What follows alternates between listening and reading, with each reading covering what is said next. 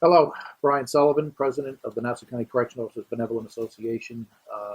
I'm planning to do several videos that I could send out to our correctional officers, our members, just to update you guys and girls on what's going on in the county.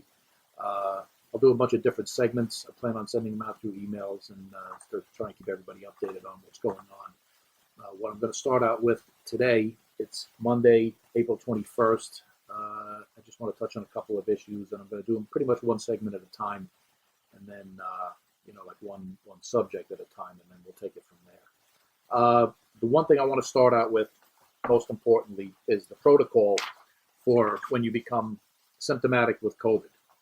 I put out a thing last week and a half ago, probably about the decision tree, about what happens when you become symptomatic. The one thing I want to touch on is a lot of people aren't sure what happens when you become symptomatic, what you're supposed to do, what your status is. Are you using your own sick time? Are you using administrative time? Basically, what happens is that if you're on duty and you have, first and foremost, any contact with someone who has COVID, you have to fill out an exposure form. Everybody knows about the exposure forms. I've been driving this issue home. Everything here is documentation, documentation, documentation. All issues learned from 9/11. If you fill out an exposure form and because you come in contact with somebody, that covers your documentation for the department. And if some time goes by, a couple of weeks go by, things like that, you have other exposures, we certainly recommend that you fill out exposure forms for any other things.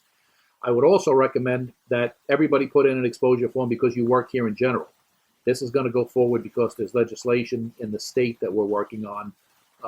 There's actually a bill that Assemblyman Abadi worked on. You can look on the New York State Assembly's website, Assembly Bill number 10239. I recommend everybody look that up. It's a new bill about a presumption for COVID disability. Should you become permanently disabled or die from it, there's a 3/4 disability, there's a death benefit to keep your spouse and a pension and things like that going. It does not have a sponsor in the Senate yet, but it's something that we're working on very fervently with all of our other people in law enforcement, all of our other correction unions, and our workers' comp attorneys. Fill out the exposure forms. Even if you don't know for a fact that you had direct contact, it should be explicit as possible, but if you're in the building and there's people that you know have come in contact with, fill out an exposure form for whatever you can cover yourself on, especially if you've had contact with people that are ill, were ill, and are back to work, and anybody that's in the building that you have direct or indirect contact with. If you become symptomatic, do you have symptoms? Yes. Go to your healthcare provider. First and foremost, you're symptomatic. You got to tell the talk commander so we can have a record of you being symptomatic of this. Set up a test either through NUMC, which is done through the medical center for all of our first responders in Nassau County. You can also go to your own healthcare provider if you wish. We're waiting on the new testing to come out, the antibody testing. That stuff hasn't been approved yet, so we're still waiting on that. And self-quarantine while you're waiting for the results of your test. All right. When you do that, you notify the department. You are considered to be out on administrative leave. You're not using your own time. That was a question that a lot of our people didn't understand. Am I using my own time? Am I not using my own time? If you're showing symptoms and you go to get a test, either through your own doctor or NUMC, you're out on administrative leave. If you're not showing symptoms, monitor your symptoms and you're able to keep working. When your results come back, if it's negative, from the point that you're negative, you contact the talk commander and you just assure compliance with coming back to work, unless you're sick for another reason and you need to take time. But from that point forward, you won't be covered under administrative leave if you're negative for COVID-19. You would have to use your own sick time.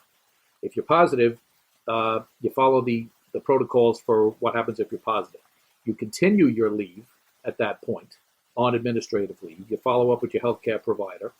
And as per CDC rules, you will be out 7 days.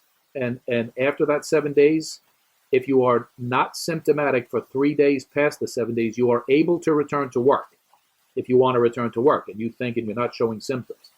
If those 3 days are up, that's your initial 7 days and the 3 days, and you're still showing symptoms, tell the department that you're still showing symptoms, because there are federal guidelines and state laws written up that you have a minimum of 14 days where you're covered under administrative leave. Some people are saying it's up to 14 days. That's incorrect. It's a minimum of 14 days. If you're still showing symptoms, you don't want to come back. The job doesn't want you back if you're still possibly infecting people with this. Essential personnel may return if asymptomatic after 3 additional days. If you're still showing symptoms, you have to tell the department that you're still showing symptoms. You contact the tour commander, and after you're better, you can show, you follow the sheriff's orders about returning to work. That's the main thing. The main thing here is to stop the spread of the disease. The main thing here is to make sure that all of our people are safe and healthy so this thing doesn't keep running through us.